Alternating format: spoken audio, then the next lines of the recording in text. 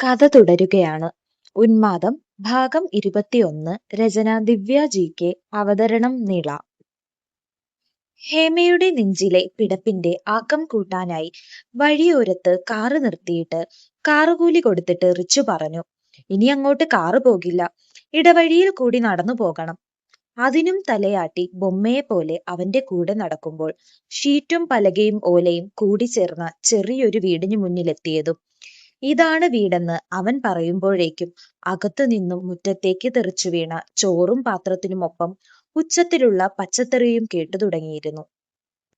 ഹേമ പേടിയോടെ റിച്ചുവിന്റെ പുറകിലേക്ക് ഒതുങ്ങിയപ്പോൾ അവന്റെ കയ്യിലിരുന്ന റോസുമോള് ഞെട്ടിയുണർന്ന് കരയാൻ തുടങ്ങി.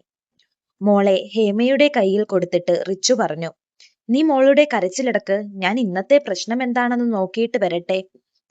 അവന്റെ വാക്കുകളിൽ നിന്നും ഇവിടെ പ്രശ്നം സ്ഥിരമാണെന്ന് ഹേമയ്ക്ക് മനസ്സിലായി. അപ്പോഴേക്കും അകത്തൊരു സ്ത്രീയുടെ വലിയ വായിലുള്ള നിലവിളിയും ഇടികൊള്ളുന്ന ശബ്ദവും സ്ത്രീയുടെയും പുരുഷന്റെയും പച്ചത്തെറി അഭിഷേകത്തിനൊപ്പം റിച്ചുവിന്റെ ശബ്ദവും കേട്ടു തുടങ്ങി. അമ്മയ്ക്കും അപ്പനും വയസ്സാങ്കാലത്ത് ഇത് എന്തിന്റെ സൂക്കേടാണ്? ഇത് ഞാൻ മീൻകറി ഇല്ലെന്ന് പറഞ്ഞു തുടങ്ങിയ വഴക്കാണ്. ഞാൻ എന്നാ ചെയ്യാനാണ്? ഇരുന്ന റേഷനരിയും വെച്ച് ഞാൻ പരിപ്പ് കറിയും ഉണ്ടാക്കിയിരുന്നു. ചെലവിന് തരാതെ വെള്ളമടിച്ചു നടന്നിട്ട് മീൻകറി തരാൻ പറഞ്ഞാൽ ഞാൻ എവിടുന്നെടുത്ത് കൊടുക്കാനാണ്? അതും പറഞ്ഞതിനാണ് ചോറും പാത്രവും എടുത്തെറിഞ്ഞിട്ട് വെച്ച കലവും ചട്ടിയും കൂടി തല്ലി പൊട്ടിച്ചത്. ഇതെല്ലാം സഹിച്ച് ഞാൻ മിണ്ടാതിരിക്കണോ? ഇന്നലെ നീ വന്നപ്പോൾ തന്നെ ഇവിടെ ഒന്നും വെക്കാനില്ലെന്ന് ഞാൻ പറഞ്ഞതല്ലേ? എന്നിട്ടും നീ ഒന്നും വകവയ്ക്കാതെ 10 പൈസ തരാതെ രാവിലെ ഒരുങ്ങിക്കെട്ടിപ്പോയില്ലേ?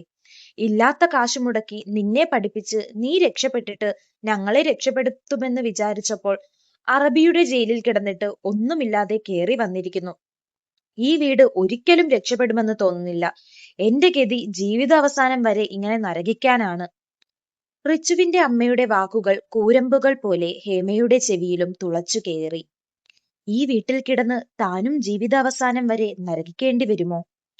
ഉത്തരമില്ലാത്ത ചോദ്യം ഹേമയുടെ തലയ്ക്ക് ചുറ്റും വട്ടം കറങ്ങി. റിച്ചു നിൽക്കുന്നത് കാരണം ഭാര്യയെ ഇടിക്കാൻ പറ്റാതെ കലി പിടിച്ച് പുറത്തേക്കിറങ്ങിയ അപ്പൻ കാണുന്നത് സുന്ദരിയായ യുവതി ഒരു കുട്ടിയുമായി മുറ്റത്ത് നിൽക്കുന്നതാണ്.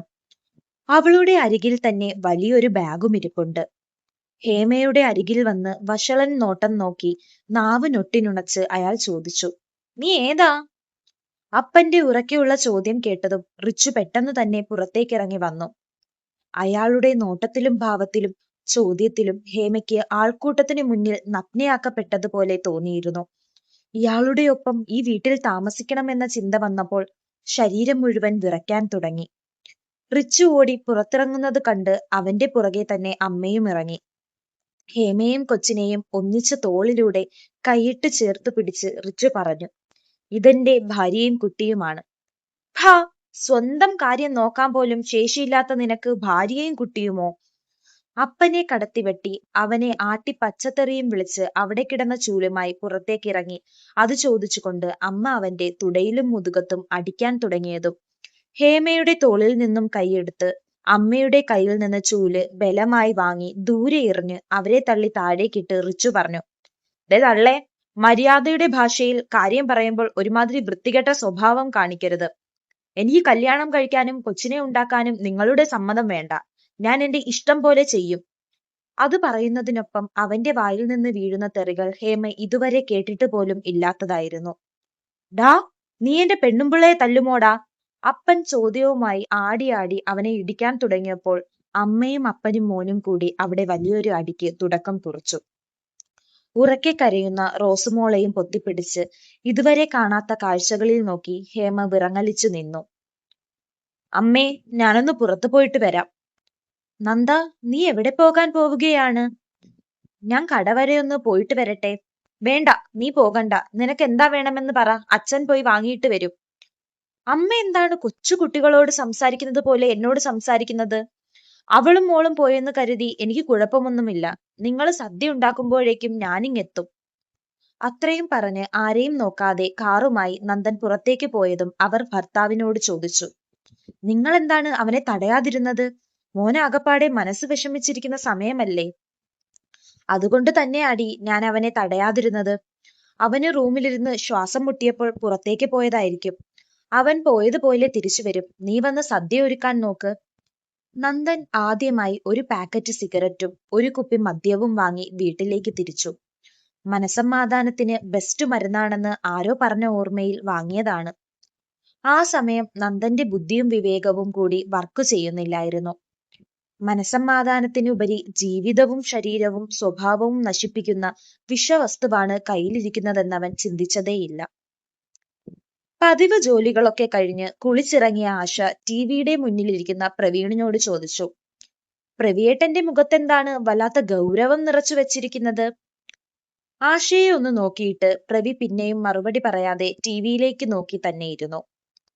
പ്രവിയേട്ടാ, ഇങ്ങനെ മറുപടി പറയാതിരുന്നാൽ എനിക്ക് നല്ല ദേഷ്യം വരും. എന്താണെങ്കിലും തുറന്നു പറയാൻ നോക്ക്. ഞാൻ എന്തെങ്കിലും പറയുമ്പോൾ നീ ചാടിക്കടിക്കാൻ വരരുത്. വീട്ടിൽ നിന്ന് അമ്മ വിളിച്ചിരുന്നു. പ്രവീണിന്റെ മുഖഭാവവും ആ പറച്ചിലും കൂടിയായപ്പോൾ കാശു പോകുന്ന വഴിയാണെന്ന് ആശയ്ക്ക് മനസ്സിലായിട്ടും ഒന്നും മിണ്ടാതെ പ്രവീണിന്റെ വാക്കുകളിലേക്ക് ശ്രദ്ധ കൊടുത്തു. അച്ഛനും അമ്മയ്ക്കും വയ്യാതാകുകയല്ലേ ഇടയ്ക്കിടയ്ക്ക്. രാത്രിയൊക്കെ ഒരസുഖം വന്നാൽ ഓട്ടോ വിളിക്കുന്നതൊക്കെ വലിയ ബുദ്ധിമുട്ടാണ്. 2 ലക്ഷം രൂപയ്ക്ക് സെക്കൻഡ് ഹാൻഡ് കാർ കിടപ്പുണ്ടെന്ന് പറയുന്നു. പെട്ടെന്നൊരസുഖമൊക്കെ വരുമ്പോൾ ആരെയും ആശ്രയിക്കാതെ അവർക്ക് ഹോസ്പിറ്റലിൽ പോകാമല്ലോ. ചുറ്റി വളച്ച് കാര്യം പറയാതെ പ്രവിയേട്ടൻ മാറ്ററിലേക്ക് വാ. ആശയുടെ ചോദ്യം കേട്ടതും വിമ്മിഷ്ടത്തോടെ പ്രവീൺ പറഞ്ഞു, എന്റെ അക്കൗണ്ടിൽ പൈസയൊന്നുമില്ലെന്ന് നിനക്കറിയാമല്ലോ. സാലറി കിട്ടുമ്പോൾ തന്നെ ഹൗസിംഗ് ലോണിന്റെ അടവും പോയി മറ്റുള്ള കാര്യങ്ങളും കഴിയുമ്പോൾ ഞാൻ ബിഗ് സീറോ ആകും. എന്റെ അക്കൗണ്ടിലും ഒന്നുമില്ലെന്ന് പ്രവിയേട്ടനും അറിയാമല്ലോ. കാറിന്റെ അടവും പിള്ളാരുടെ സ്കൂൾ ഫീസും LICയുടെ അടവും ചിട്ടിയുടെ അടവും കൂടി കഴിഞ്ഞാൽ ഞാനും ഒന്നുമില്ലാതെ തന്നെയാണ് ഇരിക്കുന്നത്. ഞാനും അതാടി പറഞ്ഞു വരുന്നത്. ആ ചിട്ടി പൈസ വാങ്ങിയതല്ലല്ലോ. ഈ വട്ടം നമുക്കത് ലേലം വിളിച്ച് വാങ്ങി വീട്ടിലേക്ക് കാറെടുത്ത് കൊടുക്കാം. ഉത്സാഹത്തോടെ പറയുന്നതിനൊപ്പം ആശയുടെ ഇരു കാലുകളും പ്രവീൺ ചെറുതായി അമർത്തി തടവാൻ തുടങ്ങിയപ്പോൾ മറുപടി പറയാതെ അവന്റെ കൈ മാറ്റിയിട്ട് ആശ എഴുന്നേറ്റ് റൂമിലേക്ക് പോയതും പ്രവീണിന്റെ മുഖം കടന്തല് കുത്തിയതുപോലെ വീർത്തു വന്നു. കലിപ്പോടെ പ്രവീൺ എഴുന്നേറ്റ് റൂമിൽ ചെന്നപ്പോൾ ആശ അവളുടെ അമ്മയെ വിളിച്ചിട്ട് സംസാരിക്കുന്നത് കേട്ടതും അവന്റെ ദേഷ്യം ഉച്ചിയിലെത്തി. അമ്മേ, അവിടെ കൊടുക്കാനുണ്ടെന്ന് പറഞ്ഞ ആ വസ്തുവിന് അഡ്വാൻസ് കൊടുത്തോളൂ. മോളുടെ പേരിൽ വാങ്ങിക്കാം. അവളുടെ കാര്യമാകുമ്പോഴേക്കും നല്ല വില കിട്ടുമായിരിക്കും. ഞാനിപ്പോൾ 5 ലക്ഷത്തിന്റെ ചിട്ടി പിടിക്കുന്നുണ്ട്. ഇരിക്കുന്ന സ്വർണവും കൂടി വിറ്റിട്ട് അത് വാങ്ങാം. എനിക്ക് കമ്മലും താലിമാലയും പ്രവിയുടെ പേരുകുത്തിയ മോതിരവും ഒരു വളയും മാത്രം മതി. ബാക്കിയെല്ലാം വിറ്റിട്ട് അത് വാങ്ങാം. പോരാക്കുറവ് അച്ഛനോട് പറഞ്ഞ് റെഡിയാക്കി തരണം. ഈ ചിട്ടി തീർന്നിട്ട് അടുത്ത ചിട്ടി പിടിച്ച് ഞാൻ തിരിച്ചു തരാം. ആശ ഫോൺ കട്ട് ചെയ്തതും അവിടെ ഇരുന്ന ഫ്ലവർ വേസ് പ്രവീണിന്റെ കൈകളാൽ ചിന്നിച്ചിതറി. അത് കണ്ടിട്ടും കാണാത്തതുപോലെ അതിൽ ചവിട്ടാതെ ആശ ഹാളിലേക്ക് പോയി ടിവിയിൽ പാട്ട് വെച്ച് ദിവാൻ കോട്ടിലേക്ക് മലർന്നു കിടന്നു.